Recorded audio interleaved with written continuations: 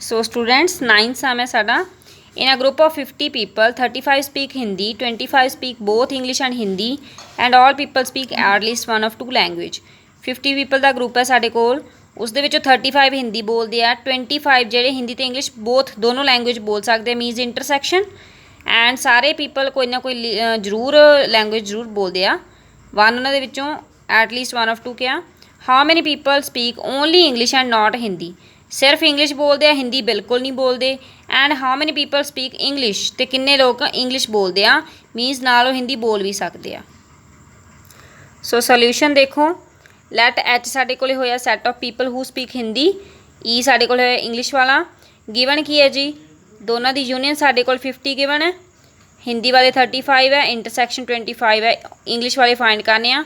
Same first ਵਾਲਾ formula ਲਗਾ ਕੇ ਅਸੀਂ ਇੰਗਲਿਸ਼ ਵਾਲੇ ਫਾਈਂਡ ਕਰ ਲਏ ਕਿ 40 ਪੀਪਲ ਇੰਗਲਿਸ਼ ਬੋਲਦੇ ਆ.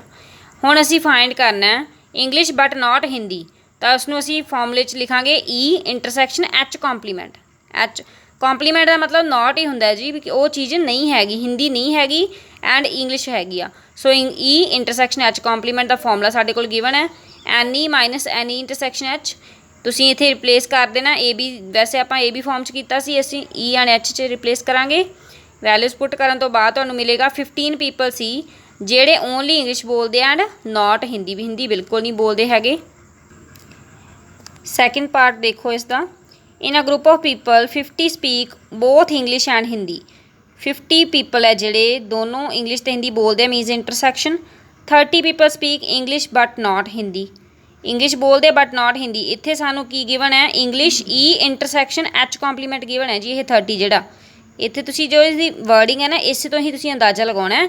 ਈ ਇੰਟਰਸੈਕਸ਼ਨ ਐਚ ਕੰਪਲੀਮੈਂਟ ਗਿਵਨ ਹੈ. So all the people speak at least one of two language. How many speak English, so ਕਿੰਨੇ ਪੀਪਲ ਇੰਗਲਿਸ਼ ਬੋਲਦੇ ਆ. ਸੋ ਇਸ ਦੇ ਵਿੱਚ ਤਾਂ ਸਾਨੂੰ ਡਾਇਰੈਕਟਲੀ ਦਿੱਤਾ ਹੋਇਆ ਸਾਰਾ ਕੁਛ. ਐਚ ਅਸੀਂ ਸੈੱਟ ਮੰਨਾਂਗੇ ਹਿੰਦੀ ਵਾਲਿਆਂ ਦਾ, ਈ ਮੰਨਾਂਗੇ ਇੰਗਲਿਸ਼ ਵਾਲਿਆਂ ਦਾ. ਇੰਟਰਸੈਕਸ਼ਨ 50 ਗਿਵਨ ਹੈ and E intersection H complement 30 given ਹੈ. ਸੋ ਇਹ ਤਾਂ ਡਾਇਰੈਕਟ ਫਾਰਮੂਲਾ ਸਾਡਾ ਲੱਗ ਜਾਏਗਾ. N E intersection H complement is equal to n E minus n E intersection H.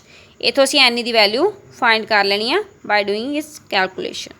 So we get 80 people speak English. So 10 sum ਦੇਖੋ. In a group of students, 100 students know Hindi, 50 know English and 25 know both. 100 student Hindi जानते हैं जी, 50 know English and 25 both, means intersection. Each student know either Hindi or English. हरेक student ਨੂੰ ਹਿੰਦੀ ਜਾਂ English ਚੋਂ ਇੱਕ language ਜ਼ਰੂਰ ਆਉਂਦੀ ਆ. How many students in their group? Group ਦੇ ਵਿੱਚ ਟੋਟਲ ਸਟੂਡੈਂਟਸ ਫਾਈਂਡ ਕਰਨੇ ਆ ਜੀ ਇਸ ਵਾਰ ਅਸੀਂ. ਸੋ ਲੈਟ ਐਚ ਬਣਾਵਾਂਗੇ ਸੈੱਟ ਅਸੀਂ ਹਿੰਦੀ ਵਾਲਿਆਂ ਦਾ, ਈ ਹੋਏਗਾ ਸਾਡਾ ਇੰਗਲਿਸ਼ ਵਾਲੇ. ਐਨ ਐਚ ਲਿਖਾਂਗੇ 100, ਐਨ ਈ ਲਿਖਾਂਗੇ 50. ਐਨ ਐਚ ਇੰਟਰਸੈਕਸ਼ਨ ਈ ਆ ਗਿਆ ਸਾਡੇ ਕੋਲ 25. ਸੋ ਅਸੀਂ ਸੇਮ ਫਾਰਮੂਲਾ ਲਗਾਉਣਾ. ਅਸੀਂ ਦੋਨਾਂ ਦੀ ਯੂਨੀਅਨ ਫਾਈਂਡ ਕਰਨੀ ਹੈ, ਮੀਨਸ ਸਾਡੇ ਕੋਲ 125 ਪੀਪਲ ਆਉਣਗੇ, 125 ਸਟੂਡੈਂਟਸ ਹੋਣਗੇ ਸਾਡੇ ਕੋਲ ਗਰੁੱਪ ਦੇ ਵਿੱਚ ਟੋਟਲ. ਸੋ ਤੁਹਾਡੀ ਐਕਸਰਸਾਈਜ਼ ਇੱਥੋਂ ਤੱਕ ਕੰਪਲੀਟ ਹੈ ਜੀ. ਇੱਕ ਵਾਰ ਜੋ ਆਪਣਾ ਸਿਲੇਬਸ ਹੈ ਐਂਡ ਤੁਹਾਡੇ ਡਾਊਟਸ ਜੂਮ ਮੀਟਿੰਗ ਦੇ ਵਿੱਚ ਕਲੀਅਰ ਕਰਨ ਦੀ ਕੋਸ਼ਿਸ਼ ਕਰਾਂਗੀ. ਸੋ ਸਭ ਨੇ ਜੁਆਇਨ ਕਰਨੀ ਆ. Okay, thank you.